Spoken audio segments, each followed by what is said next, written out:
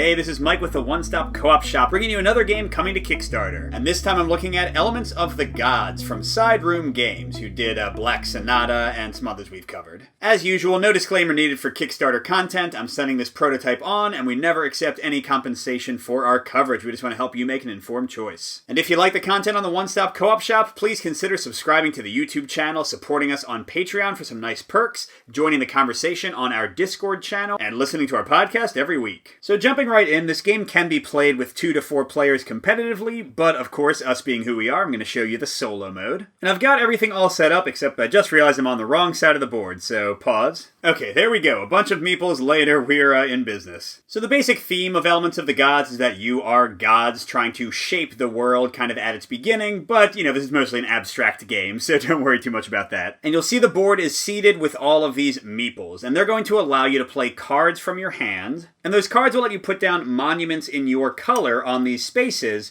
And when monuments get next to gardens, you'll see we have 4 in the corners. That earns you points. And then you can also use cards to put down gardens, trying to get them next to multiple of your own monuments to earn more points. And then to earn the biggest points of all, you play these divinity cards that kind of rely on all the other stuff we've already talked about. And when any player has played 5 divinity cards total, that triggers the end of the game at the end of the current round. And when that happens, you have the victory points you earned during the game, but then you're also going to compete with the AI in this case, or with the other players, for these little divinity bonuses, as well as any divinity bonuses on purple cards remaining in your hand. And highest score wins, or in the case of solo, you want to beat the AI by the highest amount possible. And just getting back to the meeples, you'll see that basically every card has some combination of colors required to build it. For example, to use this card to build a monument, I would need to have a space with at least 2 gray meeples in it. It could have other meeples of other colors and whatever else, but 2 gray would have to be there, so I could, for example, build it there. So that's kind of a quick overview of the game, but let's get to how it actually plays. The basic steps of a turn are as follows. First, you're going to pick one of the 5 elements, hence the name Elements of the Gods, and you're going to place it in the space of your choice, which will have an effect based on the element on the meeples around it. Water sucks them in, fire drives them away, wind pushes them in a certain direction, earth spawns more meeples, and death kills all the meeples there, bringing them to your afterlife, which is another place you can score from. After you've placed your element and messed with the meeples, you can then play 1 card from your hand. Again, we have monument cards, garden cards, and divinities. Or if you can't or don't want to play any cards, you can discard as many as you want. And then to end your turn, you're always going to refill your hand to 5 cards, but in the competitive game, you can freely choose which colors you want. So if you want to get like all purple cards, you can do so. And to get into a few more specific rules of building, when you build a monument, it can't be on a garden space, and it also can't be orthogonally adjacent to any other monuments, yours or an opponent's. But they can be diagonally next to each other, that's fine. Gardens, on the other hand, you'll see have to be diagonally adjacent to one of your monuments. You kind of gotta leapfrog them together sometimes. And then divinity cards will play into the other elements in some way, although there are some that are just based on putting down the death element and killing a bunch of people all at once. So to get this one, I'd have to kill 6 meeples with a single death placement. They have to all be kind of grouped together on a single spot. And how many points you get for actions is pretty straightforward. Divinities will tell you in the upper left-hand corner. And for gardens and monuments, it's basically just 5 points for each one that's adjacent to another when you place it. Now with those rules details out of the way, let's get into the solo playthrough and also show you how solo differs as I play. So to start each round, I'm going to draw the top card of the solo deck. And I'm going to draw a random meeple from the meeple bag and put him on this little spot. And this meeple color is basically off bounds to me for this turn. I can't affect them with the elements I put down. And speaking of elements, the solo card I draw tells me something else. On my first turn, I have to use one of these 3 elements, in this case water or fire or death. And on my second turn, I must put down this element, which is earth, which means I can't use wind at all this turn. Now besides those restrictions on which meeples I can move and which elements I can use, I just play my turn normally. And ideally I'd like to get a monument built next to one of these gardens to get 5 points, because if I ever can't play a card on my turn in solo mode, the solo AI scores 25 points automatically. So looking at my monument cards, I need either gray and red or gray and gray. And since there's no red anywhere near any of these gardens, that's not going to happen because I can't move them this turn. So what I'd like to do then is get 2 grays together. Looks like maybe this is my best shot at that. And looking at my gardens, I can do a green and purple. So if I put my monument there, there's a green and purple right around it. It should be pretty easy to get a garden on my next turn, maybe. Oh, and even better, look, that would set me up for red, green, and purple right here if I push the green over. Sorry, just trying to think a few turns ahead. So which element can I use to get two grays together? I could put the water here and suck all the grays in. That would pull them off from adjacent spaces. And by the way, when you put down your element, you pick one color and that's all that's affected. Or I could do fire like over here and kind of shove the grays all over the place. But water seems simpler, so I'll go here, I'll pick gray as my color, and I suck in every single gray guy from all adjacent spaces into here. Now for my card play, I'm going to get down my monument. And when you build a monument, you push out everything that's there into one adjacent space, and diagonal is fine here. Let's see, I think for now over here might be fine.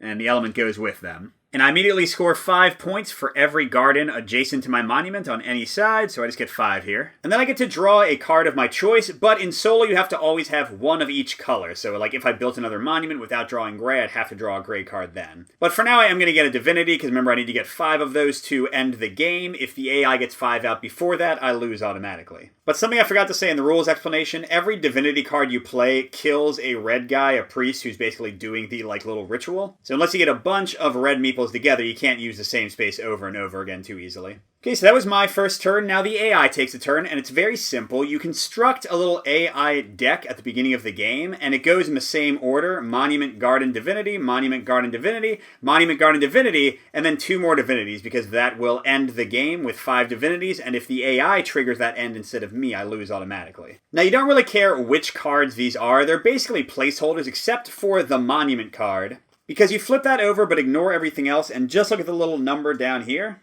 Man, I'm having trouble getting it to zoom on that, but that is a 2. Now, the rival AI will only build in the 5 columns, not counting the outermost ones. So the 2 indicates he's going to build a monument in this second column over. And there's this whole flowchart of how they do that, but it's really simple. They just want to have the place with the most worshippers and next to the most gardens. But in this case, since it's early in the game, they can't get next to a garden anyway, and all the worshippers are equal. So for a tiebreaker, we draw the next solo card, and we just look at these little arrows down here, and they're going to prefer the bottommost row, so they're going to build right there. And they don't push guys when they put monuments down, they eat them, which immediately puts them in their afterlife, which will affect endgame scoring. And no gardens near that one, so if they don't get anything else, that's it for their turn. And I mentioned endgame scoring, I probably should look at these. We're competing for these points. Here I'll get 2 victory points for every green follower on a garden next to one of my monuments.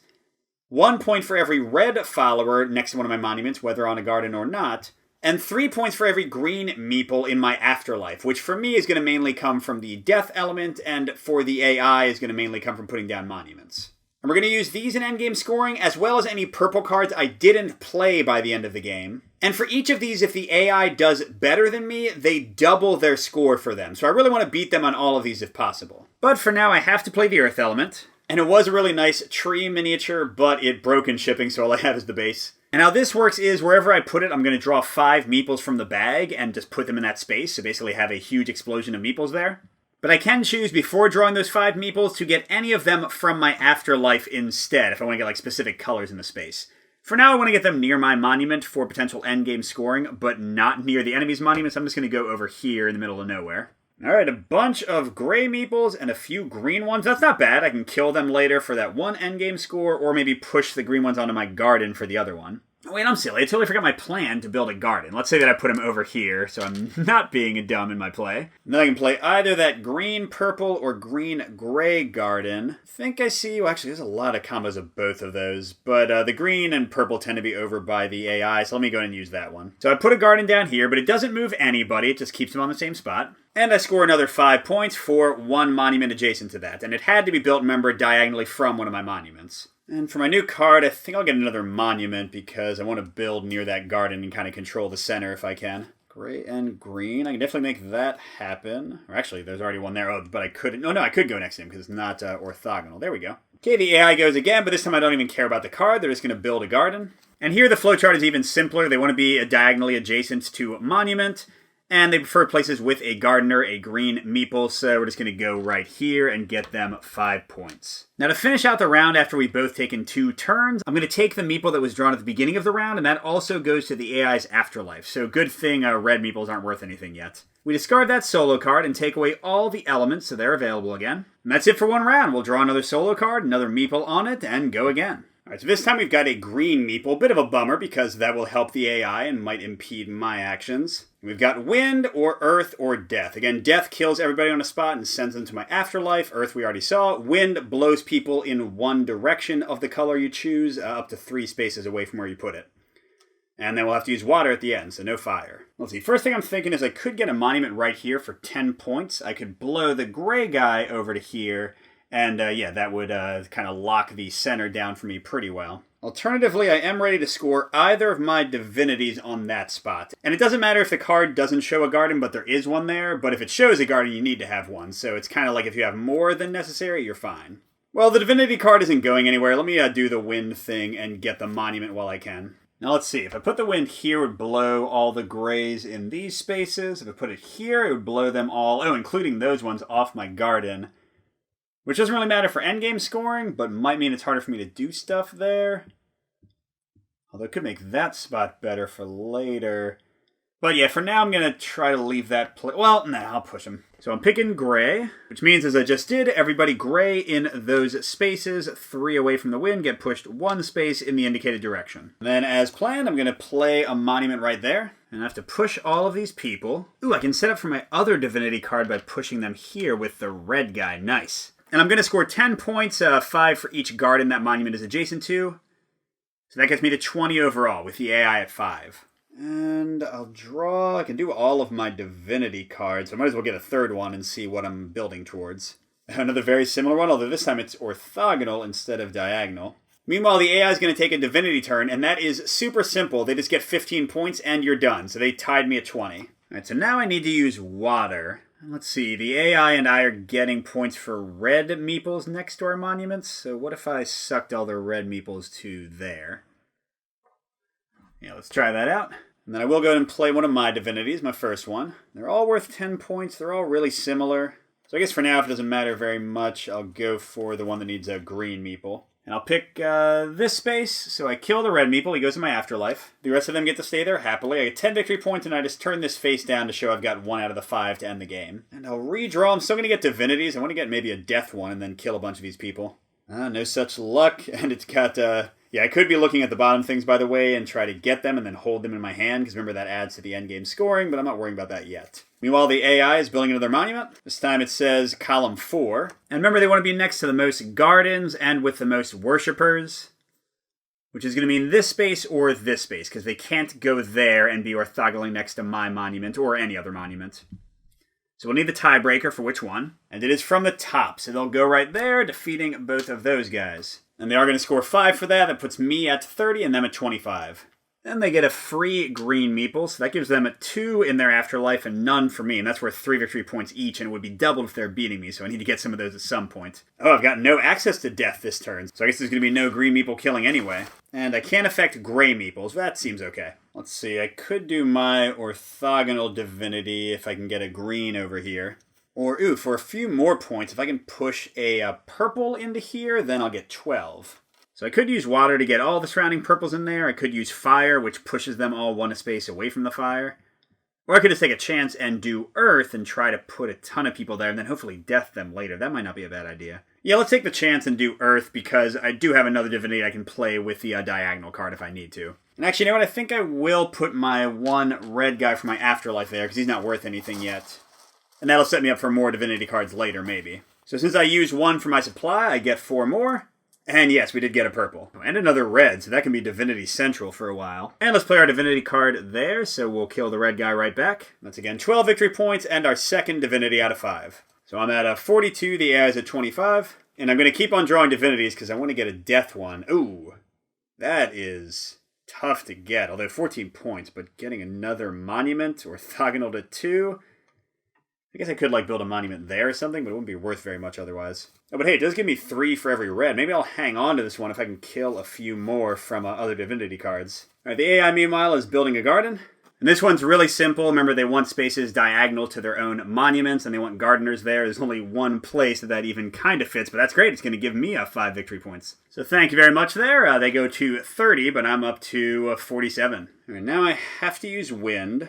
Let's see, I think that divinity is pretty easy to play this turn, so I can go for that, but what do I want to blow around? Well, it's a somewhat petty thing, but he's getting victory points, as am I, for green guys on gardens. So if I go here and blow green, that guy won't go anywhere because he gets pushed into the monument. Same with that one. But I do steal this one to get double counted for both my monuments and not for his. Minor thing, but hey, I like it. And I'll go ahead and play my 10-point divinity. That'll get me another red priest meeple. And that gets me to 57 points and also my 3rd divinity. So 2 more to trigger the end of the game. And I'm still digging for a death divinity. Oh, 16 points, a garden. I think I'll have to build a garden to make that happen because I don't have anywhere near that kind of variety. Maybe if I can get one there, but it has to be diagonal to a monument. Well, anyway, the AI is doing their 2nd divinity. That's just an automatic 15 points. So they're up to 45. Don't forget, they just have 3 divinities at the bottom of their decks. They're going to do 1 more monument, 1 more garden, and then just churn it to the end of the game. So I got to go pretty fast here. They get that gray meeple. And, all right, we can do death, or water, or wind, and then growth, but no fire. And, oh, green, so I couldn't even do death to get green people. That's frustrating. But I still might choose death, because I do have this card to make red dead people worth 3 each. Darn, the only place I could go to get 2 red people, because you kill everyone on the spot, but you only put 2 in your afterlife of your choice, would also have a green guy, so I can't pick it because of that meeple. Let's see, maybe I don't do a divinity first. What if I built a monument there? It would give me 10 points for the 2 gardens. Yeah, it would multiply my endgame scoring even more. So let's go ahead and suck in all the red meeples to here. And then build a monument in that same spot.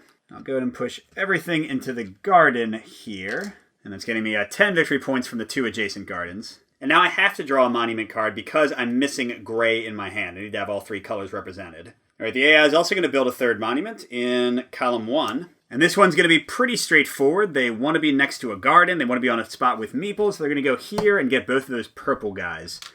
And that's not too bad. They didn't get any green gardeners adjacent to them. They do have these 2 red guys for the 2nd endgame objective, but that's not a big deal. But they do get 5 victory points for that, up to 50. All right, now I have to do growth. I guess I'll growth like over here. That way if I get some red meeples, for example, they'll be next to both monuments and far away from the AI.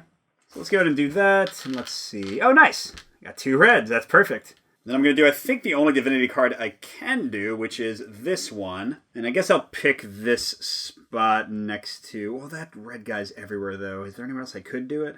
Oh, yeah, I could actually do it in the spot I just growthed into, which I like better because these red guys are getting counted 3 times. You count for each adjacent monument. This guy's only getting counted twice. Alright, so that's 10 victory points, and that's a 4th divinity. So if I play one next round, which clearly I'm going to do, I'll trigger the end of the game. Although I'd better draw a better one, because I can't do either of these. Okay, yes, I can do that. Look, red and purple in between 2 monuments. Awesome. 18 points, that is amazing. And then I like this one if I'm keeping it to the end of the game. And then 1 for every gray next to my monuments. Oh, that's amazing. So yes, this actually is a really good hand for basically everything I want right now. But the AI is going to build a final garden. And once again, it works out for me. The only diagonal space with a gardener is right here, which is going to get me and them 5 victory points. But the bad thing is I'm waiting pretty long to end the game. They're going to get 30 points next turn from the divinities. And they get another green guy, putting them way ahead of me on that one. So we do have to call death at the end. Hopefully we won't get a green meeple. We can get some green guys. All right, and yes, we can't affect purple this turn. All right, now I'm already set up for the divinity I want to call anyway. So at this point, I just want to mess with their scoring potential. Actually, you know what? Let's call growth and keep trying to get things adjacent to my monuments. There we go. Some more grays and reds. I like it. And then I'll plunk this down for 18 points. That means the end game will be triggered. I'm killing that guy. But we still do finish out this round. And that gets me to 100 exactly with that divinity. But I'll try to score some more. And the AI just scores 15 points. Puts him to 70. Oh, I forgot to draw my card. The question is, do I want to draw a divinity that I might play? I think I do, but hopefully it won't give the AI a ton of victory points. 2 for every gray guy on a garden. That's actually pretty good for me. And, oh no, I have death left, but if I could have, blown some more of them on there, that might have been great. Oh, and wow, I can actually, if I can, no, there's no way for me to get a red and a purple there. But look, otherwise I would have been able to do this for 20 points, because I easily have monuments with 2 gardens nearby. But that's okay, I like this goal. Alright, so all I really get to do is do death, and then, oh man, can I play any card? I want to give the AI 25 points. Oh yeah, I can build a garden here and get 10 points from that, so that'll be good. So the death doesn't really matter, and I'm not going to beat the AI for green deaths, so I guess I might as well keep pushing my red deaths. Although if I call death here, I'm losing all the points from them being next to my monument, so that's stupid. So here, it's a minor thing, but I'll call death here to get rid of the red point he would have gotten, and I'll kill both of these guys, because that's actually worth the same 6 points to me. Great. And then I'll build a garden here, like I said, and get 10 more points. And I have to draw a garden card for no effect as my final turn, and they just get another 15 points from their last divinity, and that's it. We're going to look at endgame scoring. So again, we're going to score all of these that have been open the entire game, plus all of these that were in my hand at the end of the game. And for any of them the AI beats me on, he's going to score them twice. So this one first, 2 points for every gray meeple on a garden next to a monument, and for all of these we're talking diagonal or orthogonal. And it's per monument, so let's see. So for this one we've got 4, 6. For this one we've got 4, 6, 7. That's 13. And for this one, 3. So that's 16. So 16 times 2, 32 points. Meanwhile, for the AI, I think it's just 1. So that's 2 points. Nice. Next is gray guys next to monuments regardless of gardens. So wow, for this one I've got 4, 6, 10, 14. For this one, 4, 8, 10, 12, 13. So that's 27. And for this one, 3, 4, 31. And for the AI, big nada, and 3. Sorry, AI. Yeah, I'm close to lapping them. I've got 173, they've got 90. Okay, now dead priests. I've got 15 points worth, and they've got 6. 2 for green guys on gardens. So for this one, it's 3, 4. For this one, it's 3, 4, 5. So that's 9. And for this one, it's 3, 4, 5. So that's 14.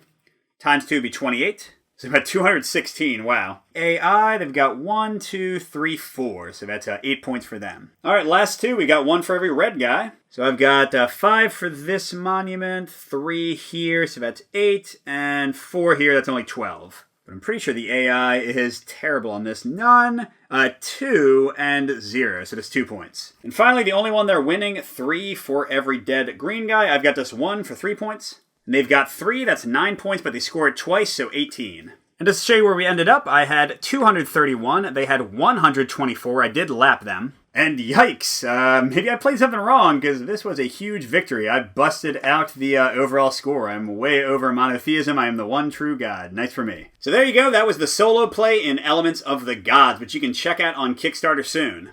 Good gaming, and I'll see you at the next stop.